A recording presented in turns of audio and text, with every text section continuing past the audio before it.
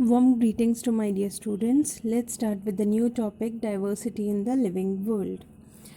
If you look around, you'll see large variety of living organisms around you, like potted plants, insects, birds, pets, animals. So there are several organisms that you cannot see with your naked eye, like virus, bacteria. These microorganisms are also around you. And if you will increase the area, the number of organisms will also increase. Like if you visit a dense forest, you will probably see a much greater number and kinds of living organisms in it. And each different kind of plant, animal, or organism that you see represents a species. The number of species that are known and described range between 1.7 to 1.8 million. अभी तक हमने जितनी species को identify किया, describe किया है, वो है 1.7 to 1.8 million. और इससे भी ज़्यादा और भी स्पीशीज़ हैं जिनको हमने अभी डिस्कवर भी नहीं किया है. दिस रेफर्स टू बायोडाइवर्सिटी और the number and types of organisms present on earth. Biodiversity क्या होता है? Bio means life, diversity means range of different things. So there is variety of life forms existing on earth. And we should remember here that as we explore new areas and even old ones, new organisms are continuously being identified. That means हम जितना area हम new explore करते जाएंगे उतना ही हम new organisms को identify करते जाएंगे. Now as stated earlier, there are millions of plants and animals in the world. आपको पता है millions of plants and animals हैं इन दिस वर्ल्ड, और हर प्लांट और एनिमल का कोई लोकल नेम होता है जिस नाम से वो जाने जाते हैं, और वो लोकल नेम हर कंट्री में अलग होता है, और एक कंट्री में भी अलग अलग स्टेट्स में अलग अलग नाम होता है. तो probably you would recognize the confusion that would be created if we did not find ways and means to talk to each other to refer to organisms we are talking about. तो एक standardise होने की ज़रूरत है, यानी उस particular living organism के इतने सारे नाम हैं, हर कंट्री में डिफरेंट नाम है, तो एक यूनिफॉर्मिटी लाने की ज़रूरत है. Hence, there is a need to standardize the naming of a living organism such that a particular organism is known by the same name all over the world. This process is called nomenclature. तो वो जो हमने नाम रखा है उस नाम से उसको वर्ल्ड वाइड उसी नाम से जाना जाएगा, वो इसका साइंटिफिक नेम कहलाता है. And this process is known as nomenclature. Obviously, nomenclature or naming is only possible when the organism is described correctly and we know to what organism the name is attached to. तो उसको naming करने से पहले हमें उसे identify करना है, correctly describe करना है, तभी हम उसका नेमिंग कर सकते हैं, तभी उसका नोमेनक्लेचर हो सकता है. तो this process of describing it correctly and identifying it, this process is known as identification. So what is identification? Identification is describing an organism correctly so that organism can be named. So without identification we cannot carry out the nomenclature. So this is the importance of identification, and that means हम identification के बिना nomenclature कर ही नहीं सकते. Now what is the importance of nomenclature? Nomenclature जो है ये common system है, तो ये वाइडली एक्सेप्टेड होता है थ्रू आउट दी वर्ल्ड. यानी हमने जो भी उसका नेम रखा है और लिविंग ऑर्गेनिज्म का, उसी नाम से उसे थ्रू आउट दी वर्ल्ड जाना जाएगा. And this help to a great extent in maintaining the standardization in naming living things. तो इससे क्या हुआ? स्टैंडर्डाइजेशन आया है. Now, in order to facilitate the study, number of scientists have established procedures to assign a scientific name to each known organism, and this was acceptable to all biologists all over the world. Now, जो scientists थे उन्होंने scientific names assign कर दिए living organisms के लिए, और ये बात बायोलॉजिस्ट जो थे दुनिया भर के उन्होंने एक्सेप्ट भी कर ली. तो आपको पता है study of plants is known as botany and study of animals is known as zoology. तो जो जितने भी प्लांट्स के नेम्स हैं साइंटिफिक नेम्स, वो कौन सी बुक में हैं? International code for botanical nomenclature.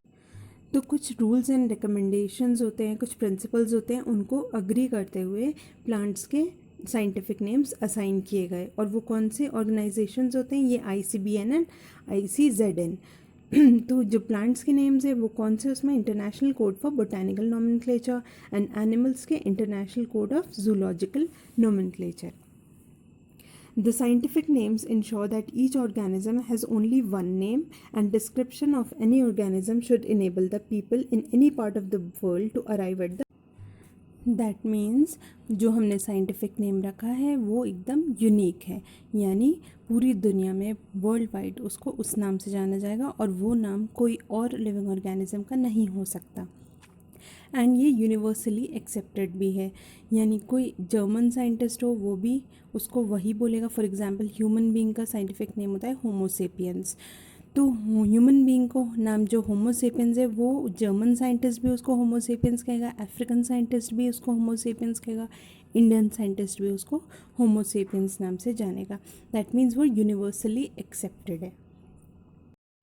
Biologists follow universally accepted principles to provide scientific names to known organisms, and each name has two components, the generic name and the specific epithet. This system of providing a name with two components is called binomial nomenclature. इस system को हम क्या कहते हैं, binomial nomenclature. Bi means two, nomial means name, nomenclature means naming process. So it has two names, like it has two components. First is the generic name and second is the specific epithet. This naming system given by Carolus Linnaeus is being practiced by biologists all over the world. This naming system using a two-word format was found convenient. तो ये two naming process, that means इसमें two words हैं. First word denotes the genus name and the second word denotes the specific epithet, यानी उसकी species का नाम. और ये सिस्टम किसने दिया था, कैरोलस लीनियस, एक बायोलॉजिस्ट है, उन्होंने दिया था ये system. Let us take the example of mango to understand the way providing scientific names better. For example mango का जो साइंटिफिक नेम है मैंगीफेरा इंडिका, जिसमें मैंगीफेरा जो है वो जीनस है एंड इंडिका है स्पीशी, यानी उसका specific epithet. Let us see how it is a binomial name. In the name Mangifera represents the genus while Indica is a particular species. Other universal rules of nomenclature are as follows. जो इसके universal laws हैं, universal rules हैं nomenclature के, वो ये हैं. First, biological names are generally in Latin and written in italics. They are latinized और derived from Latin irrespective of their origin. जो बायोलॉजिकल नेम्स हैं वो लैटिन में होते थे, लैटिन में रखते थे क्योंकि जो लैटिन लैंग्वेज है वो उस टाइम ज़्यादा यूज़ की जाती थी और उसमें ज़्यादा चेंजेस होते नहीं थे, इसीलिए लैटिन लैंग्वेज को प्रेफर किया जाता था. और ये जो जब लिखा जाता है, प्रिंट होता है साइंटिफिक नेम, तो वो कौन से फॉन्ट में, इटैलिक्स में प्रिंट होता है. एंड दे आर लैटिनाइज्ड और derive from Latin irrespective of the origin. चाहे वो लिविंग ऑर्गेनिज्म किसी भी ओरिजिन का हो, किसी भी जगह का हो, बट उसका जो नेम है वो लैटिनाइज किया जाता था, लैटिन लैंग्वेज में रखा जाता था. Second rule is the first word in a biological name represents the genus while the second component denotes a specific epithet. Two words हैं, binomial nomenclature है, तो first word denote करता है genus and second word denote करता है species name, that means specific epithet. Third rule is both the words in a biological name when handwritten are separately underlined or printed in italics to indicate their Latin origin. जो ये biological name है, जब ये इसे हम लिखते हैं, hand written होता है, तो हम इसको सेपरेटली अंडरलाइन करते हैं, और अगर ये प्रिंट होता है तो इसको इटैलिक्स में प्रिंट करते हैं. और लिखते वक्त हम इनको अंडरलाइन एक लाइन में नहीं करेंगे, जीनस को अलग अंडरलाइन करना है और स्पेसिफिक एपिथेट जो है स्पीशी नेम उसको अलग अंडरलाइन करना है. Fourth rule is the first word denoting the genus starts with a capital letter while the specific epithet starts with a small letter. It can be illustrated with the example of Mangifera indica. आप इसमें देख सकते हैं M capital है genus में और जो species name है उसमें इंडिका में I स्मॉल लेटर है. ये इसका रूल है कि जीनस नेम हमेशा कैपिटल लेटर से स्टार्ट होगा और जो स्पीशी नेम है वो हमेशा स्मॉल लेटर से स्टार्ट होगा.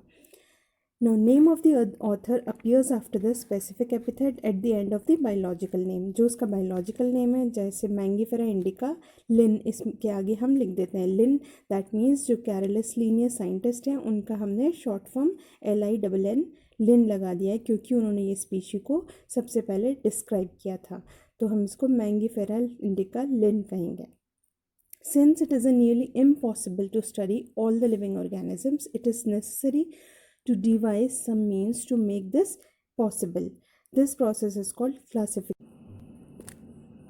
इतने सारे लिविंग ऑर्गेनिजम्स को स्टडी करना इम्पॉसिबल था, तो फिर हमने क्या किया, उनको क्लासिफाई कर दिया. और क्लासिफाई कैसे किया, उनके कॉमन कैरेक्टरिस्टिक्स के अकॉर्डिंग उनको क्लासिफाई कर दिया. जो कि ऑब्जर्वेबल फीचर्स हैं, ऑब्जर्वेबल कैरेक्टर्स हैं, उनके अकॉर्डिंग हमने उनके ग्रुप्स बना दिए, उनको क्लासिफाई कर दिया. For example, we easily recognize groups such as plants or animals or dogs, cats or insects. The moment we use any of these terms, we associate certain characters with the organism in that group. मैं आपसे कहूँगी dog, तो आपके mind में image आएगी dog की. मैं कहूँगी कैट, तो आपकी इमेज आएगी माइंड में कैट की. प्लांट और एनिमल, प्लांट की अलग इमेज आएगी, कोई एनिमल की अलग इमेज आएगी. तो जो उनकी फिजिकल अपीयरेंस या कोई ऑब्जर्वेबल कैरेक्टर है, उसके अकॉर्डिंग हमने उनको क्लासीफाई कर दिया. लाइक व्हीट प्लांट है या राइस प्लांट है, तो आप उन दोनों को अलग अलग इमेजिन करेंगे. कोई, मैं कहूँगी आप मैमल को इमेजिन करिए, तो आपके माइंड में इमेज आएगी कि कोई एनिमल जिसका एक्सटर्नल ईयर्स हैं एंड बॉडी हेयर है, क्योंकि ये उनका ऑब्जर्वेबल फीचर है. तो so the scientific term for these categories is taxa. तो वो जो हमने कैटेगरीज बनाई हैं उनका साइंटिफिक टर्म है taxa. Here you must recognize that taxa can indicate categories at very different levels. Like different level पे different categories होती हैं, like genus, species, class, order. Hence, based on characteristics, all living organisms can be classified into different taxa, and this process of classification is known as taxonomy. हमने उन characteristics के basis पे सारे living organisms को classify कर दिया different taxa में, और इस प्रोसेस को क्या कहते हैं, टैक्सोनॉमी. तो हमने किन किन बेसिस के ऊपर इनको हमने क्लासिफाई किया है, according to external and internal structure, according to structure of cell, development process and ecological information of organisms. So these are the forms of the basis of modern taxonomic studies. Hence, characterization, identification, classification and nomenclature are the processes that are basic to taxonomy. हमने पढ़ लिया है identification, classification, nomenclature.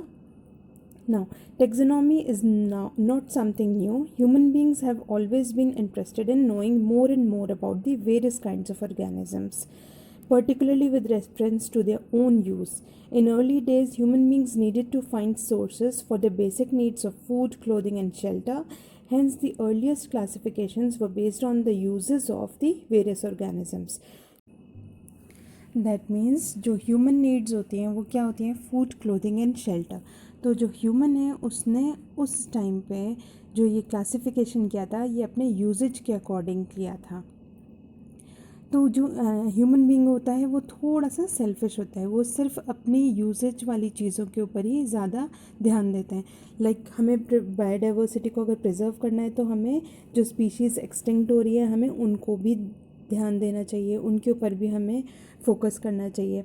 But हम लोगों ने उनके ऊपर ज़्यादा फोकस किया हुआ है जो हमारे यूजेज के लिए ज़्यादा ज़रूरी है. तो जो ये क्लासिफिकेशन है ये हमारे यूजेस के अकॉर्डिंग हुआ है. That means the earliest classifications were based on the uses of various organisms. Now, human beings were since long not only interested in knowing more about different kinds of organisms and their diversities, but also the relationships among them. This branch of study was referred to as systematics. Systematics क्या होता है, जब हमने ये classify कर दिया है सारे लिविंग ऑर्गेनिजम्स को according to their common features, तो फिर जो ये इनकी आपस में रिलेशनशिप की स्टडी है उसको क्या कहते हैं, systematics. The word systematic is derived from the Latin word systema which means systemic arrangement of organisms. जो सिस्टमैटिक वर्ड है ये लैटिन वर्ड सिस्टमा से डिराइव हुआ है, जिसका मतलब है arrangement of organisms, systemic arrangement of organisms. And Linnaeus used Systema Naturae as the title of his publication. The scope of systematics was later enlarged to include identification, nomenclature, and classification. Systemics takes into account evolutionary relationships between organisms. जो different organisms हैं जिनको हमने different groups में बांट दिया, फिर उनके बीच में जो रिलेशनशिप्स हैं उसकी स्टडी को सिस्टमैटिक्स कहते हैं। बाद में इसके स्कोप को और इनलार्ज किया गया तो उसके अंदर हम उनकी एवोल्यूशनरी रिलेशनशिप्स को भी स्टडी करते हैं सिस्टमैटिक्स के अंडर। कैरोलस लिनियस ने एक बुक पब्लिश की थी, उन्होंने इंट्रोड्यूस की थी सिस्टमा नेचुरी, जिसके अंदर बाइनोमियल नोमेनक्लेचर है और सारे प्लांट्स और एनिमल्स इंसेक्ट्स सबका साइंटिफिक नेम है, genus and species. I hope आप सबको समझ आ गया है। In the next video we will start with the top taxonomic categories. Thank you.